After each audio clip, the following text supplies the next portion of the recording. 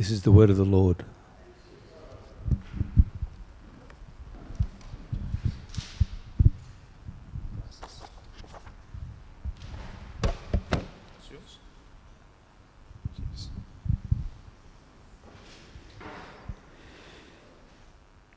So many things back in Jesus' day around Palestine were a bit more brutal than the way we manage society today.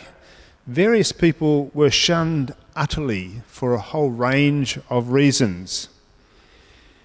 Of course, the reasons may have changed today, and our ways of excluding have become far more subtle, I reckon. But I think you'd agree, human groups have not lost the touch for including some and excluding others.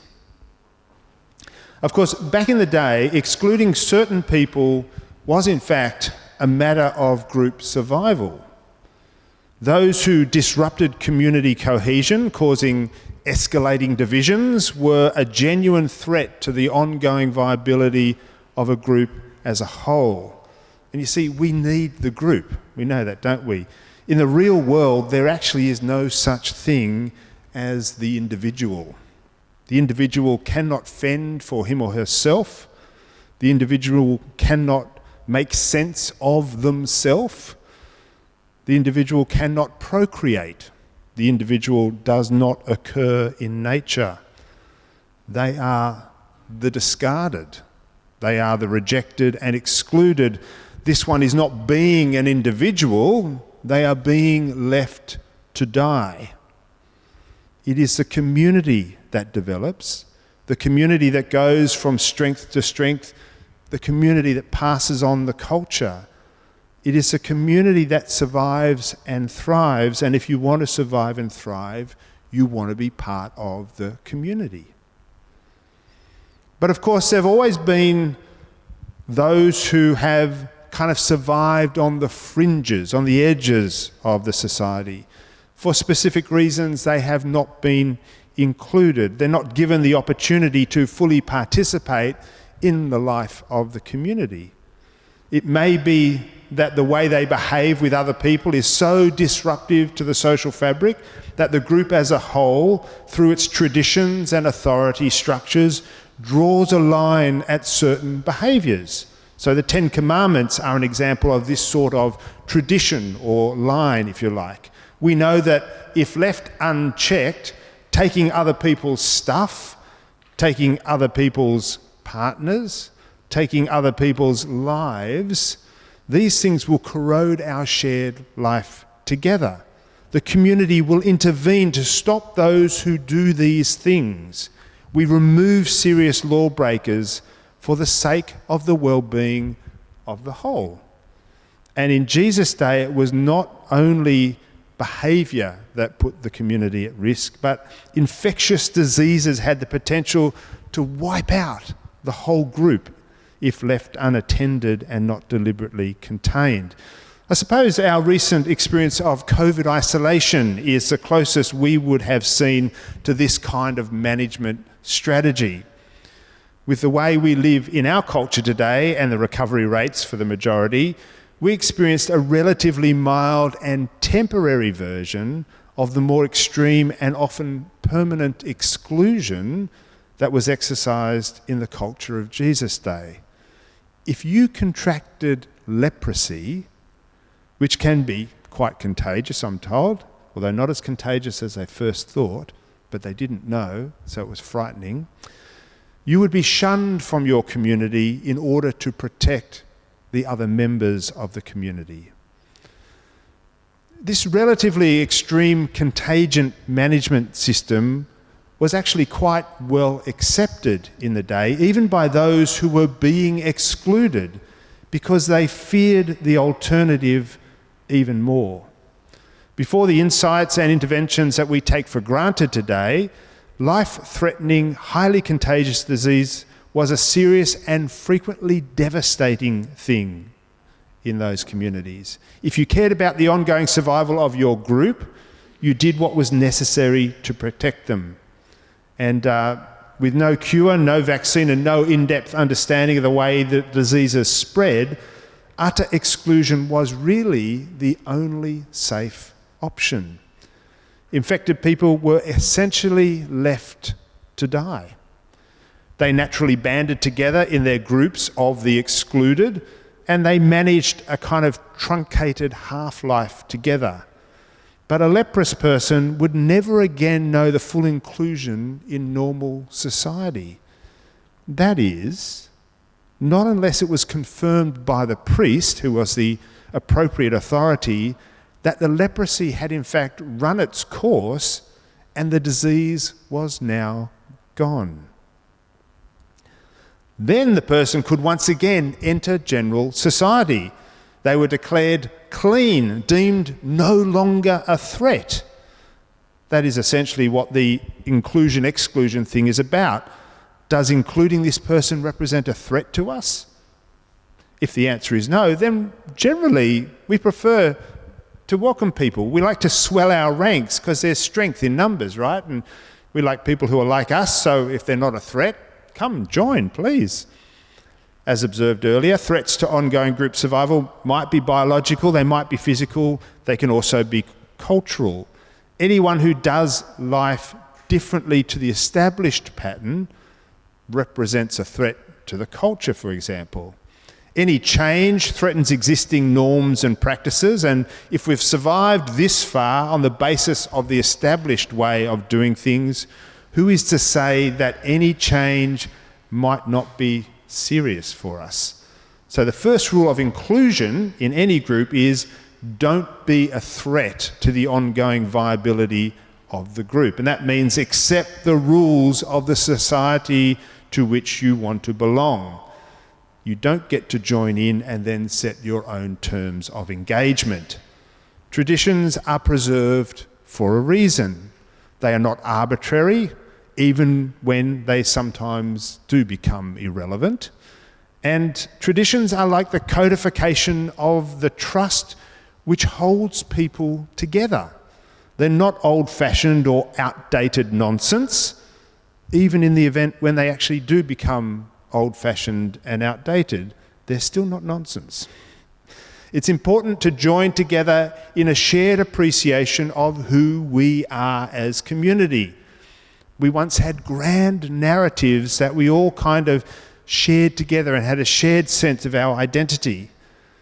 Today, more often, we seem to have competing narratives that reveal with which subgroup we most closely identify.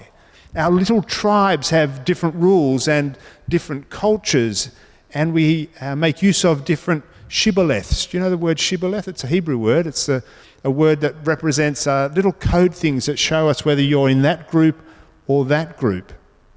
So particular issues can identify us as one of those or one of those. Even matters as delicate and complex as, for example, reproductive health care or safe access to abortion rights can get boiled down to emotive terms like denying people their freedom or murdering the innocent. These phrases become shorthand that quickly place you in one camp or another. And if you're not willing to go along with the established rules of the group that you want to be part of, your inclusion will be only temporary. So there's a lot to be aware of when it comes to being included. 9 of the lepers that Jesus healed, delighted by their new opportunity to once again be included, did not look back. Neither literally, they did not turn back to acknowledge Jesus, nor figuratively, they were just itching to hurry back into the mainstream of society. They wanted to get back to normal, doing all the things that everyone else could do, mixing with all the people, taking up the opportunity to participate.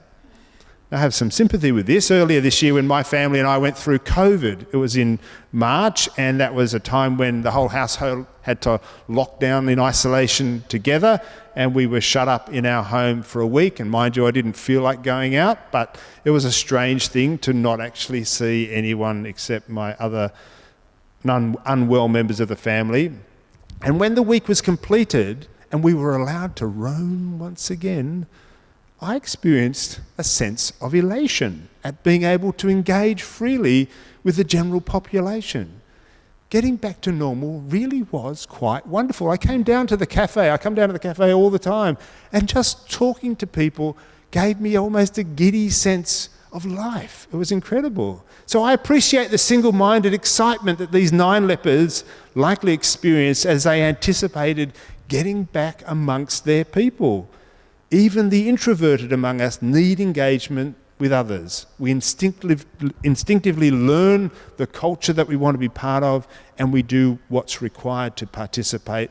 That's a big part of the story of the way we make our way through life. But underneath the rules of engagement in any society is a kind of tacit concern for the well-being of the group as a whole, because history has shown us just how fragile is the organism of human community. We know that anything goes quickly leads to chaos. Too much chaos leads ultimately to destruction, and the fear of not surviving drives the need to stay within the lines of the established culture. We learn what is acceptable, then we make an effort to ensure that we do what is acceptable. But the glory of what happens with these lepers is that they were not included. They were not being what was acceptable. Their condition rendered them unacceptable. They were already excluded. And yet, God accepts them and brings them healing and restoration. There's no fear driving this relationship. Jesus is not fearful of being contaminated by the leprosy. The lepers are not fearful of being rejected because they've already been excluded. This is a moment of unbridled grace, freely given, freely received. God heals not because the lepers have behaved in a particular manner. They did not earn nor deserve anything. They could not muck it up by doing something different. Even if the 9 had this lack of gratitude as they walked off and didn't turn back to Jesus, they didn't suddenly get reinfected with their leprosy. They were still healed. This sovereign kindness meets ready reception. But only the Samaritan, the non-Jew, returns to worship his Redeemer. He's the one that gets the fullest blessing of all. The other 9 rush back to their pre-leprous inclusion in society. The best thing they can imagine is getting back to normal. The Samaritan comes to appreciate something so much more. The act of returning to Jesus in gratitude and worship indicates the Samaritan knows just how deeply he has been loved. Now, this awareness is not nothing. To know you are deeply and unconditionally loved is to have a door opened in your heart to previously unimagined possibility. If I'm loved unconditionally by the very heart of God, that will shape the meaning of everything in my life. I will know God is with me, both in those moments I'm enjoying and perhaps even more importantly, at those times when everything and everyone seems to have turned away from me. If I know I am loved unconditionally, that I am loved merely because the heart of the one who loves me is to love, then I know I cannot lose that love. Even should I turn my back on God's love, God does not cease from loving me. It was just over 40 years ago, can you believe that? Just over 40 years ago, that in the quietness of my own heart, in my sadness and distress of having just been dumped by the girl I thought I loved, I heard God's invitation. Give your heart to me, David. I will never let it go. As I stand before you this morning, some 40 years or so on, my testimony to you is God is true to that word. God has been true to that word, and God continues to be true to that word. The operative power of this opening of the heart to God's love is that it changes the way we see ourselves, other people, and it changes the way we understand the things that occur in our life. In fact, it can even change the very things that we desire. There's a story of Joseph, and he has an interaction with Potiphar's wife in Egypt. You can read the story in Genesis chapter 39. Joseph has come into Egypt. He was sold as a slave there. He gets picked up by Potiphar, who's a very powerful man. He rises through the ranks, and he's apparently quite handsome. And Potiphar's wife takes a bit of a shine to him, and she is trying to seduce him, and he won't have anything to do with it. He even says, Potiphar, trust me, absolutely. Everything in his household is effectively mine except you. So I'm not going to bugger that up.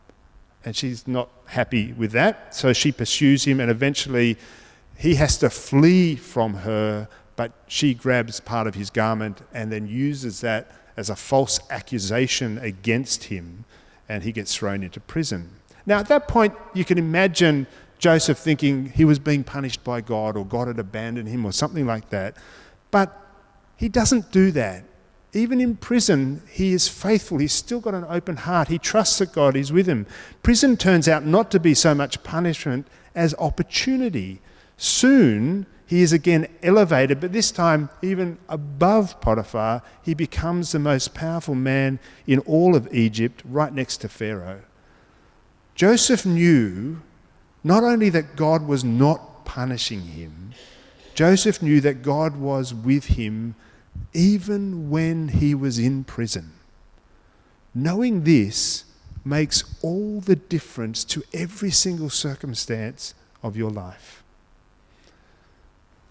This is, I think, one of the things that makes worship so essential, so helpful. Of course, our worship of God is an enacted acknowledgement that God is worthy of our gratitude and devotion. That is precisely why the Samaritan turned back to Jesus. He was so grateful. He just wanted to praise and thank God for what had happened. While ever our heart is full of gratitude toward and praise for God, we live with the awareness that God is with us. It is not that our gratitude and praise cause God to be with us, but rather our active recognition that God is with us. And this helps us to realize what remains true, whether we realize it or not, which is why worship is so important. When we realize God is with us, that realization changes the way we engage with ourselves, with other people, with the world, with everything. We live for and toward something much more than merely ourselves. And this is so much better than just getting back to normal. Gratitude toward and praise for God is always appropriate. It squares with reality. God is worthy of our praise and gratitude. But it also serves to square us with what is true. The more aligned with truth, the better off we are. It helps us deal with the world with traction and with grace. And this will never fail to bring a blessing, both in our own lives as well as the shared life of the community of which we are a part. Now, shall we give thanks and praise to God? I think we should. Let's do that. Let's praise the King.